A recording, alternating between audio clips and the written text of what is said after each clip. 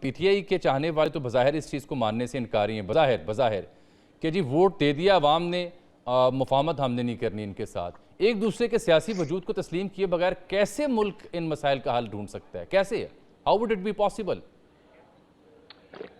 دیکھیے، آپ کے سوال کے اندر ہی اس کا جواب ہے. جب تک عمران خان صاحب ان لوگوں سے، فیلو پولیٹیکل پارٹی سے، اس کی لیڈرشپ سے انٹریکٹ نہیں کریں گے، آئسولیشن میں رہیں گے، میں نہیں مانوں گا کہ پالیسی پر رہیں گے، تو میں آپ کو یقین دلاتا ہوں کہ یہ بات سرے سے آگے بڑھنے، یہ بیل کبھی مڈے چڑھے گی نہیں.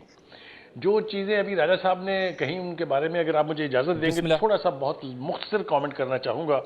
انہوں نے فرمایا کہ جی ووٹ سب کچھ ہے. بالکل اس کے بارے میں کوئی شبہ نہیں ہے، ووٹ سب کچھ ہے، لیکن یہ سارا کچھ جو ہے، یہ فلسفیز 2018 میں پتہ نہیں کہاں چلی گئی تھی.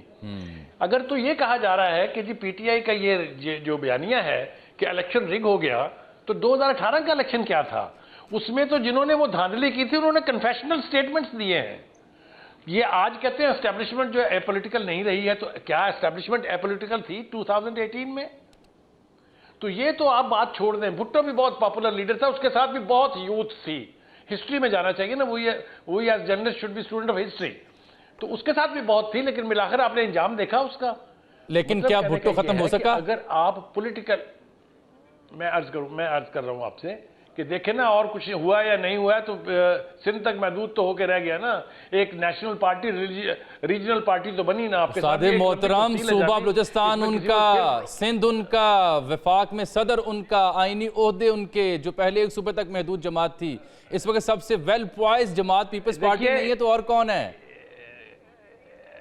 ایبسلیوٹلی میں اس حد تک آپ کے ساتھ ایگری کرتا ہوں، لیکن اس کو آپ نون لیگ کی جاہلیت پر، اس کی انیکشن پر، اس کی کمزوریوں کے اوپر جو ہے اس کے ساتھ ذرا ملا کر کے دیکھیں گے تو آپ کو پتہ چلے گا anybody could have done it.